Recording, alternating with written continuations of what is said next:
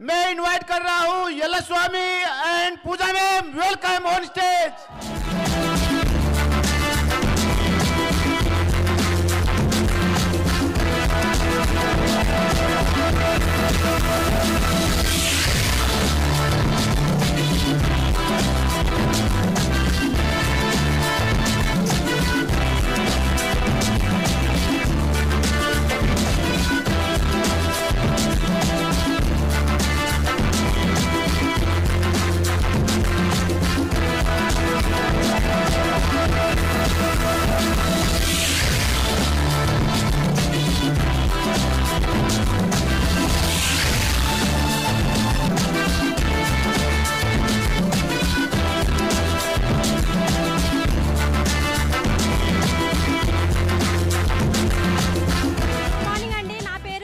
గజ్వేల్ నుండి వచ్చాను.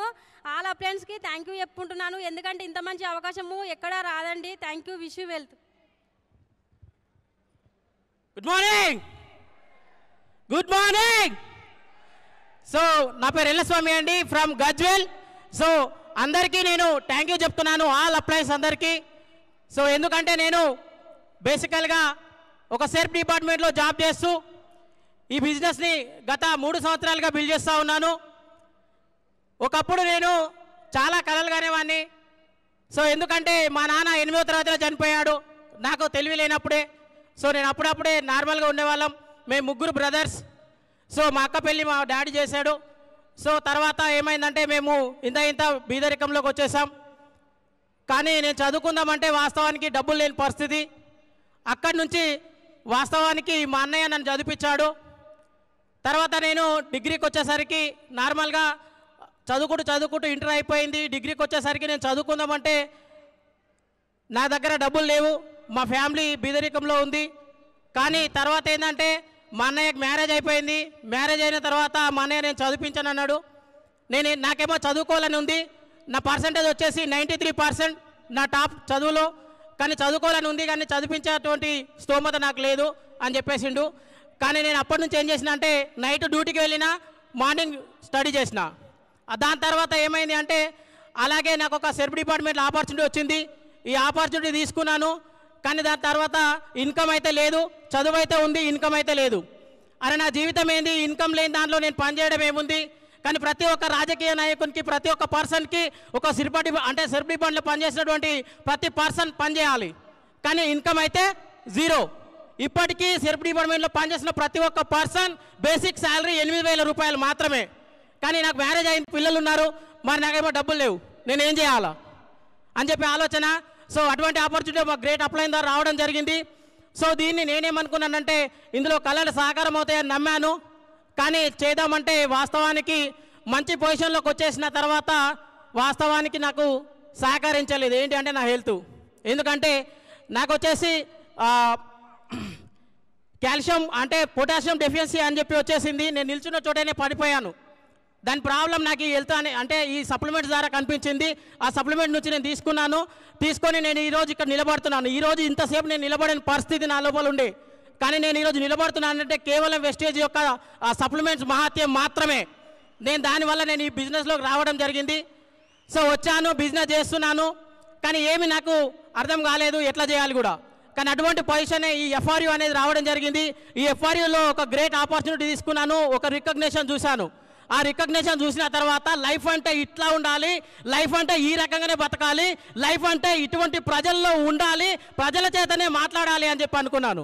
అంటే ప్రజలు అంటే ఎవరు అంటే ఒక వ్యక్తిని గుర్తించేటువంటి వాళ్ళు, ఒక ఫ్యామిలీగా కలిసి ఉండేటువంటి వాళ్ళు, ఒక హెల్త్ని ఇచ్చేటువంటి వాళ్ళు. సో అటువంటి లైఫ్లో నేను ఉండాలి అనుకున్నాను. ఆ ఆపర్చునిటీ నాకు బయట ఎక్కడ దొరకలేదు, దీంట్లో మాత్రమే దొరికింది. సో ఇప్పటికీ నేను థ్యాంక్ యూ చెప్పుకుంటూ ఉంటాను. కాబట్టి కానీ నేను జాబ్ అయితే చేస్తున్నాను, మరి పార్ట్ టైంగా దీంట్లో చేస్తున్నాను. కానీ నా బిజినెస్ నడవట్లేదు. ఎందుకు నడవట్లేదు అంటే నేను జాబ్లో టైం పెడుతున్నాను, ఇక్కడ టైం పెడుతున్నాను. కానీ ఆ జాబ్లో ఇన్కమ్ అయితే నార్మల్గా వస్తుంది, కానీ దీంట్లో ఇన్కమ్ రావట్లేదు. మరి ఏం చేయాలి అనుకున్నాను. దాని తర్వాత మెల్లగా ఇంకా చాలా మీటింగ్స్ అటెండ్ అయ్యాను. ఎక్కువ నేను సక్సెస్ అయినా అంటే మీటింగ్లో మాత్రమే కూర్చోబెట్టినా, మీటింగ్లో మాత్రమే అటెండ్ అయినా, మీటింగ్లో మాత్రమే నాలెడ్జ్ తీసుకున్నా. ఆ మీటింగ్ తర్వాత నేను మెల్లగా స్టార్ అయిపోయినా, డైమండ్కి వచ్చేసిన. నా అదృష్టం ఏంటంటే డైమండ్కి వచ్చిన తర్వాత నా టీంలో ఎవరు రాలేరు. ఒక ఎఫ్ఆర్యూ మీటింగ్ కానీ గోక్రోన్ మీటింగ్ కానీ తీసుకురమ్మంటే 50 మంది 100 మంది 200 మందిని ప్రమోషన్ చేస్తే 15 మందే కూర్చున్నారు. ఆ 15 మంది కూడా మళ్ళీ నెక్స్ట్ ఎవరు రాలేరు. ఏ మీటింగ్లో కూడా ఏ పర్సన్ రాలేదు. కానీ నాకు ఒకటే అనిపించింది, సో మైనస్ నా లోపల ఉందేమో. ఎందుకంటే సో ప్రతి ఒక్క పర్సన్కి నేను ఏ రకంగా కనిపిస్తున్నా నాకు తెలియదు అని అనుకున్నాను. కానీ నేను ఇలా ఉండొద్దు అని చెప్పిన మీటింగ్లో ఇంకా నేర్చుకున్నా. నేను వర్క్ పాత వాళ్ళని వదిలిపెట్టి కొత్త వాళ్ళతో పనిచేసిన. ఈరోజు ఎప్పుడైతే నన్ను మిస్ అయినా నాతో జాయిన్ అయిన పర్సన్స్ ఉన్నారో ఆ పర్సన్స్ ఇప్పుడు కనెక్ట్ అవుతున్నారు. సో ఈరోజు నేను మంచి 9.5 లక్షల వర్త్ గల కార్లో తిరుగుతున్నాను, మంచి లగ్జరీ లైఫ్ అనుభవిస్తున్నాను, ₹1,00,000 ఇన్కమ్ తీసుకుంటా ఉన్నాను. దానికి కారణం ఏంటంటే కేవలం నేను ఒక ఎఫ్ఆర్యూ మీటింగ్లో చూసినటువంటి మాత్రమే. ఈ ఎఫ్ఆర్యూ మీటింగ్ అటెండ్ అయినా నా లోపల ఉన్నటువంటి నెగిటివ్ మొత్తం పోయినాయి. సో పాజిటివ్లో ఉన్నాను అంటే కారణం మీటింగ్స్ మాత్రమే. సో ఈ విన్నింగ్ టీమ్ సిస్టానికి నేను పాదాభివందనాలు తెలియజేస్తున్నాను. సో గ్రేట్ మెంటర్స్కి అప్లయన్స్ అందరికీ పాదాభివందనాలు తెలియజేస్తున్నాను. ఎందుకంటే నా జీవితం ఒక మలుపుగా మారింది అంటే కారణం సో ఈ విన్నింగ్ టీమ్ సిస్టమ్. నన్ను ఒక వ్యక్తిగా గుర్తిస్తున్నారంటే కారణం ఈ విన్నింగ్ టీమ్ సిస్టమ్ మాత్రమే. కాబట్టి నా లైఫ్ మొత్తం రుణపడి ఉంటుంది. ఇంకొక విషయం ఏంటి అంటే ఇక్కడ జీవితం నాది మాత్రమే, నా కొరకే పనిచేయాలి. నా జీవితం నా పిల్లల కోసం నేను పనిచేయాలని చెప్పి డిసైడ్ అయ్యాను. ఎందుకంటే ఒకరోజు నాకు యాక్సిడెంట్ జరిగింది. ఆ యాక్సిడెంట్ జరిగినప్పుడు ఈ లెఫ్ట్ షోల్డర్ అనేది నాకు క్రాక్ వచ్చేసింది. ఈ లెఫ్ట్ షోల్డర్ ఆల్రెడీ ఇప్పటి వరకు కూడా సెట్ కాలేదు. కానీ ఆ బైక్ అనేది అక్కడే ఉండిపోయింది. ఎందుకంటే బైక్ బాగా చేయించుకునే స్థితిలో లేదు, అది అక్కడే వదిలిపెట్టేశాను. ఆ బైక్ అయితే ఎప్పుడైతే నా నుంచి వెళ్ళిపోయిందో నాకు ఇప్పుడు ఏమనుకున్నానంటే నేను పడ్డా సరే నాకు ప్రాబ్లం లేదు, కానీ నేను కారులో తిరగాలి అనుకున్నాను. ఈ కార్ ఎప్పుడు రావాలి అంటే నేను సక్సెస్ కావాలి. డైమండ్ అయిన తర్వాత నేను కారు తీసుకున్నాను. ఈ కారు తీసుకున్నప్పటి నుంచి నా బిజినెస్ అనేది ఇంకా ఇంప్రూవ్మెంట్ జరిగింది. అప్పుడు ఏమైందంటే నేను ఒకప్పుడు బైక్ మీద వెళ్తే నార్మల్గానే నీకు ఇంకెప్పుడు కారు వస్తుంది అనేటువంటి వ్యక్తులు కారులో వెళ్ళిన తర్వాత సో నువ్వు సాధించినవు అనడానికి మొదలుపెట్టారు. అంటే ఈ సక్సెస్ ఇక్కడ అంటే చూపించాలి, జనాలకు నేను సక్సెస్ చూపించాలంటే నేనే మారాలి. నేను వాళ్ళకి చూపిస్తున్నాను కాబట్టి ఈరోజు సక్సెస్ఫుల్గా ఎదగలుగుతున్నాం. అంటే కారణం కేవలం మన డ్రీమ్స్ ఫుల్ఫిల్ చేసుకుంటేనే. ఈ డ్రీమ్లో నాకు అప్పుడు దెబ్బ తగిలినప్పుడు అనిపించింది 1-2 నెలలు ఇంట్లో వండుకుంటే ₹1 రాలేదు. కానీ ఈరోజు నార్మల్గా చేసుకుంటున్నా కానీ ₹1,00,000 ఇన్కమ్ వరకు తీసుకుంటున్నామంటే కేవలం ఒకటి టీం వర్క్ మాత్రం చేస్తున్నాం. సో కాబట్టి సో విన్నింగ్ టీమ్ సిస్టంలో ఉన్నందుకు చాలా గర్విస్తున్నాను. ఎందుకంటే ఇక్కడ టీం అనేది చాలా చాలా ఇంపార్టెంట్. అండ్ ఇంకొక విషయం ఏంటంటే ఇక్కడ ప్రతి ఒక్క పర్సన్స్కి డ్రీమ్ అనేది ఉండాలి. ఆ డ్రీమ్ ఎప్పుడు బిల్డ్ అయిందంటే నాకు యాక్సిడెంట్ అయినప్పుడు మాత్రమే బిల్డ్ అయింది. ఎందుకంటే 2 నెలలు ఇన్కమ్ రాలేదు. 2 నెలలు ఇన్కమ్ రాకపోతే అప్పుడు తెలిసింది నేను లేకున్నా నా ఫ్యామిలీకి సెక్యూరిటీ ఇన్కమ్ రావాలి.